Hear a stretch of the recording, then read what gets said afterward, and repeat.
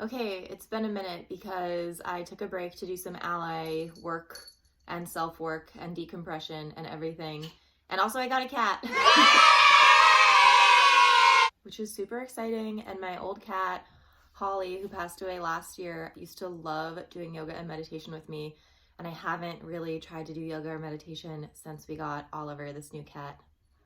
So we'll see what happens when we get going. He's 11 months, so he's a little rambunctious. He's also very not coordinated, so he keeps falling off of things, which is kind of funny.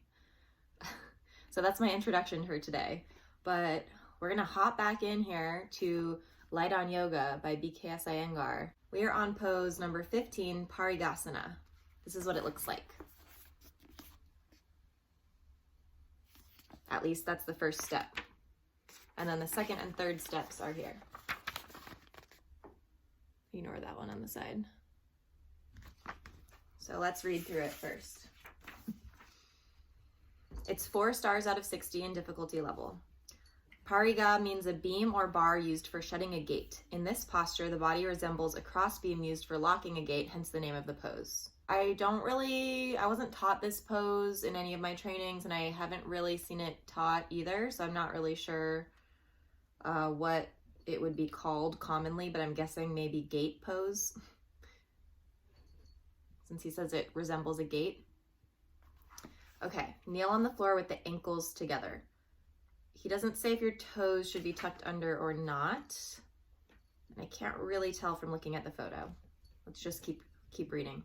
Stretch the right leg sideways to the right and keep it in line with the trunk and the left knee. Turn the right foot sideways to the right, keeping the right leg stiff at the knee. Oh, the cat just jumped out from behind some books and knocked one over. Oh goodness, he's at the camera. He's behind the camera right now, so you guys might topple over in a second. All right, extend the arms sideways with an inhalation. Palms are down. He doesn't say, but in the photo, his palms are down. Careful, Oliver. Take 2 breaths. So you stay with your arms outstretched for 2 breaths before moving on. Exhale, move the trunk and right arm down towards the extended right leg. Rest the right forearm and wrist on the right shin and ankle respectively, the right palm facing up. The right ear will then rest on the upper right arm. Move the left arm over the head and touch the right palm with the left. So you're reaching all the way over until your palms touch overhead, but you're bending over.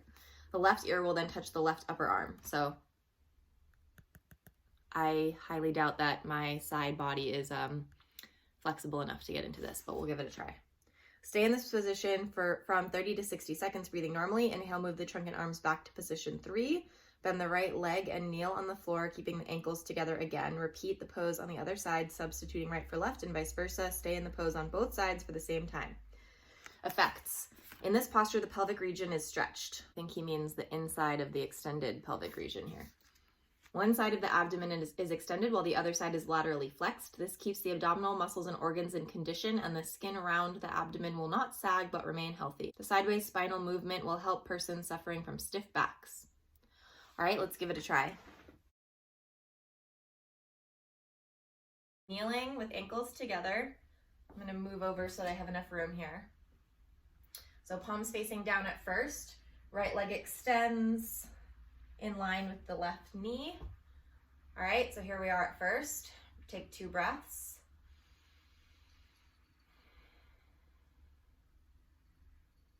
I do sometimes teach this pose where we do this with the legs, but we just fold forward to get an even deeper stretch here in the groin and inner thigh. So that's a variation that you can do here, and you can shift your hips back and forward to see how that feels. But let's keep going with gate pose as Iyengar teaches it. Okay, so then my right hand is gonna go to my ankle. My left arm is gonna come up overhead. Oof, for me personally, I have very low mobility in terms of side stretching. This is a tight area for me. So let's see how far we can go here, but I already feel a big stretch here just going like this, so you might as well. But notice that I've flipped my palm. So first it was down, I'm gonna flip it so that it's facing the ground, even though it's over here on the other side now. So this is really as far as I can go, but he says to let your ears kind of drop to your shoulders, so I can go a little bit more if I let my head kind of drop here. Can't quite touch, but ideally you would touch your palms. Woo, it's a big one. And then come back up. We'll switch sides, bringing the ankles together. Step the opposite foot out. Take a couple breaths here.